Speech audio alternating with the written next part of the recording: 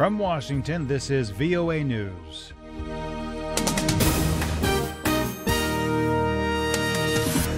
I'm Steve Miller. Military officials say the fight against Islamic State in Mosul, Iraq is nearing an end. But the losses endured over 8 months of fighting, 3 years of IS rule in Mosul, and more than a decade of constant extremist attacks makes the coming milestone more sad than celebratory.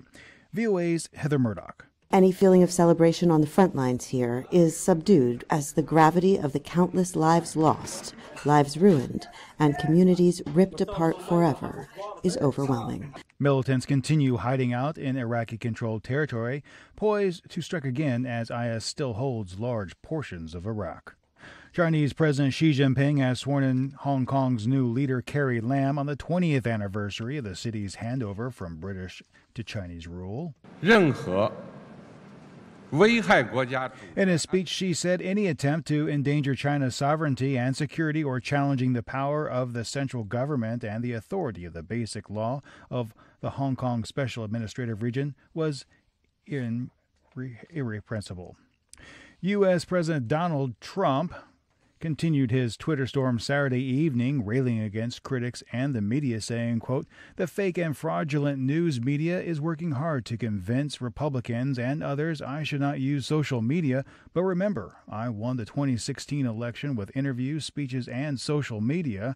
I had to beat, quote, the hashtag fake news and did. We will continue to win," end quote.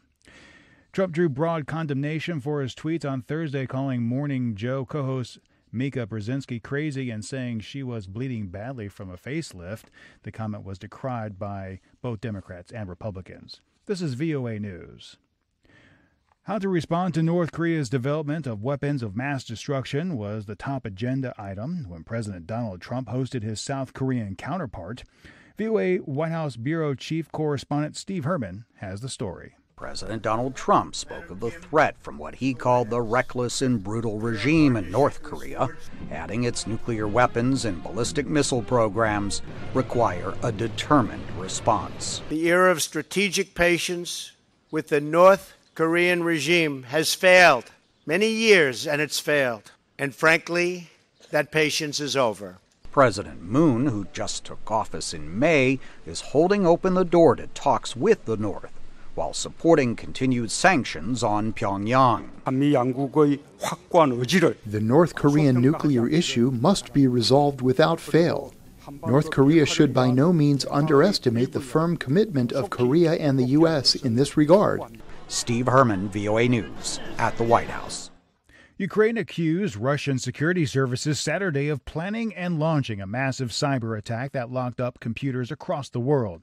VOA's Bejan Hamdar reports. The Ukrainian security agency, known as the SBU, alleged in a statement that similarities between the malicious software and the previous attacks on Ukrainian infrastructure revealed the work of Russian intelligence services. The SBU added the attackers appeared uninterested in making a profit from the ransomware program and were more focused on sowing chaos in Ukraine.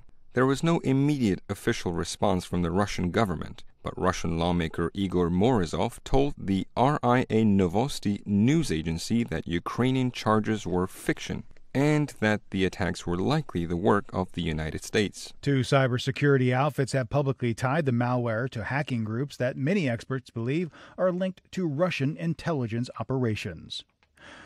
Qatar says it doesn't fear any military retaliation for refusing to meet a Monday deadline to comply with a list of demands from 4 Arab states that have imposed a de facto blockade on the Gulf region. During a visit Saturday to Rome, Qatari Foreign Minister Sheikh Mohammed bin Abdul Rahman Al Thani rejected the demands as an infringement on Qatar's sovereignty. Syria's government accused Saturday the International Chemical Weapons Watchdog of relying on testimonies of terrorists in its probe that concluded sarin gas was used in a deadly attack in Syria 2 months ago. The U.S., UK, and Syrian activists have held the Syrian government responsible for the April 4th attack on Khan Sheikhun in the opposition-controlled Idlib province.